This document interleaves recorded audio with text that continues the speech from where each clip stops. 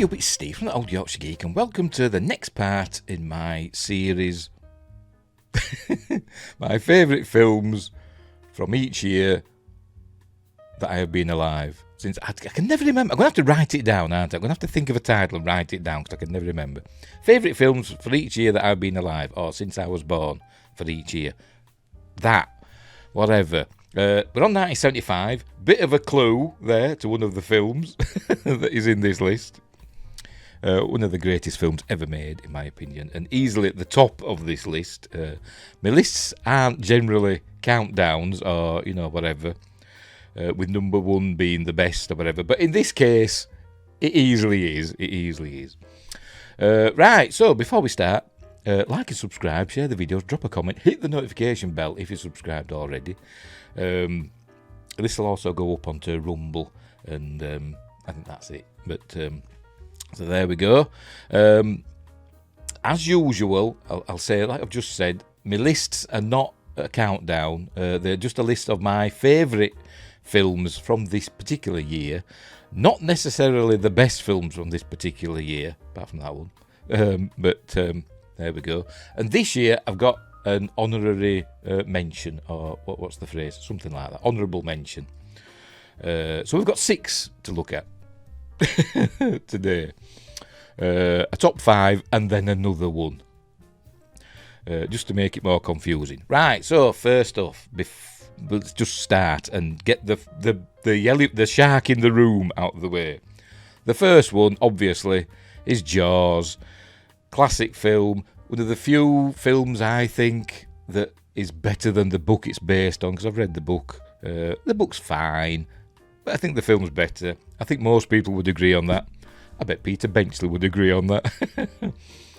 So here we go. So it's Jaws, directed by Steven Spielberg, starring Roy Scheider, Richard Dreyfuss, Robert Shaw, and many, many more.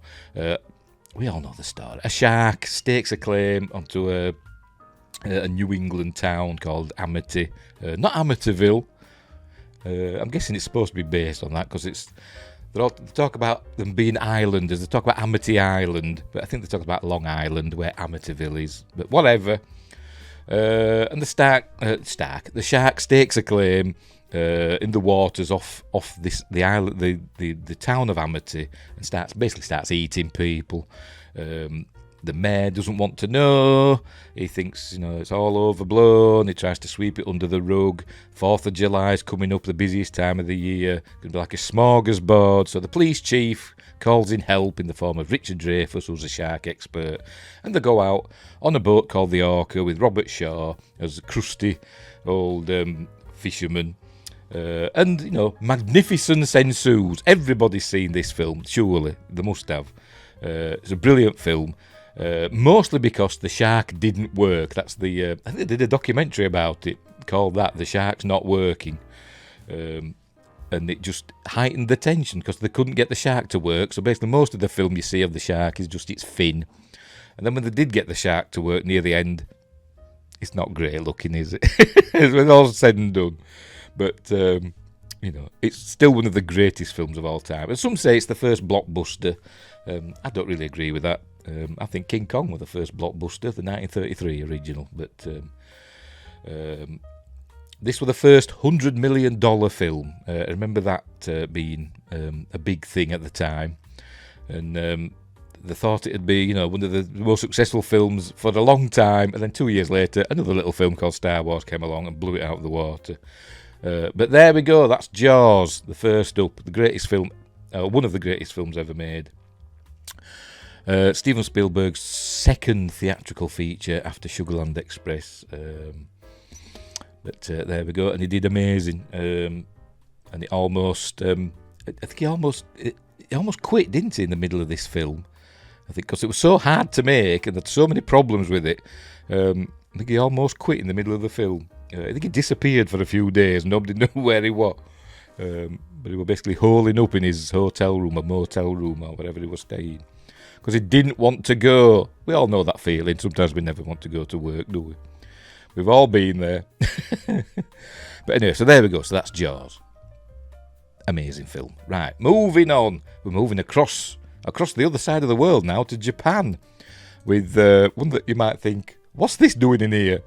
I don't know. It just is. I just love this film. Terror of Mechagodzilla.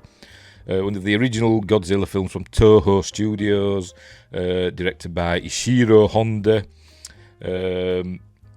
It's your bog standard Godzilla film. You've got Godzilla or Gojira, whatever you want to call him, or her, whatever it is. You've also got Titanosaurus, and you've got Mechagodzilla, and it's a lot of fun. It's monsters going around destroying towns and stuff like that, and fighting each other. I think this one is it. This one, I think it's this one. I must admit, I haven't seen it for a few years. That's quite gruesome when Godzilla's getting injured. There's all blood spraying out of him and all that stuff. But it's a huge amount of fun. It is a huge amount of fun. It's the sequel to Godzilla vs. Mechagodzilla. I think they did another one after this. I could be wrong, but there we go. So there we go.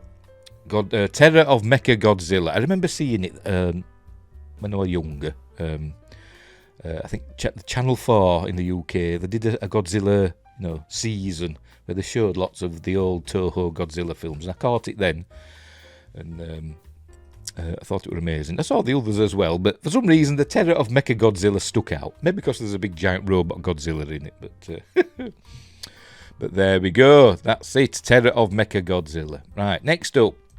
Something that could be described as a bit of an epic. It's a John Huston film starring Sean Connery and Michael Caine. You all know what I'm going to say next. It's The Man Who Would Be King. A classic adventure yarn based on a Rudyard Kipling novella.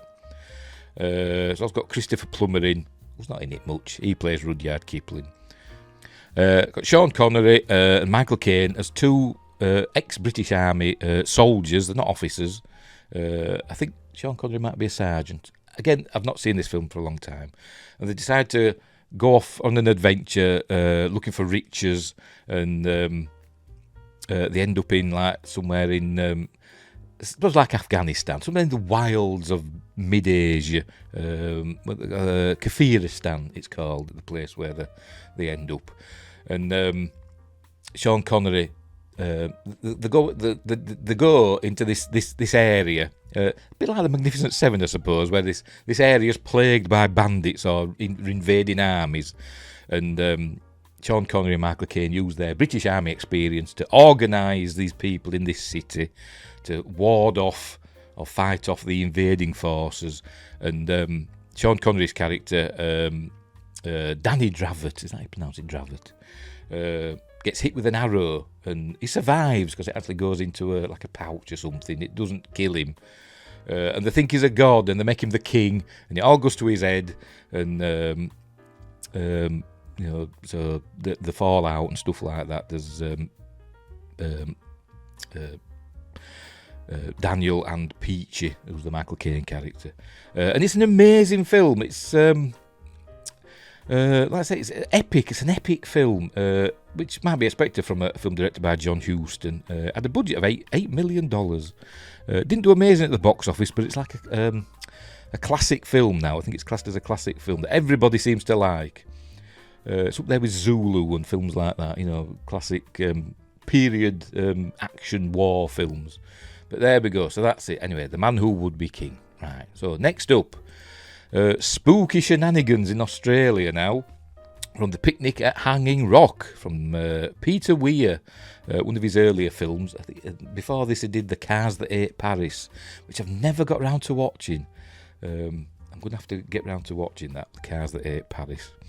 Paris is a small town in Australia, not Paris, France. But anyway, it's... a lot of people think this is based on a true story, and to be honest, I thought it was based on a true story for a long time, but it's not. It's a fictional tale, like a ghost story, about like a girls' school class that goes out into the Australian outback, or whatever you want to. Not really outback, because it's quite nice. It's not the desert or anything like that, but the countryside, we'll call it, the Australian countryside, for a picnic at a place called Hanging Rock. And a couple of the girls disappear. All weird stuff goes on. It's the 70s after all. So there's got weird imagery and stuff like that. But people just fall asleep, or there's like some weird force controlling them, and two of the girls vanish. And then obviously there's an investigation. They don't know what's happened. You know, it's kind of a ghost story, and people have visions and stuff like that. But it's done in such a way that it's just fascinating from beginning to end. Not exactly action packed.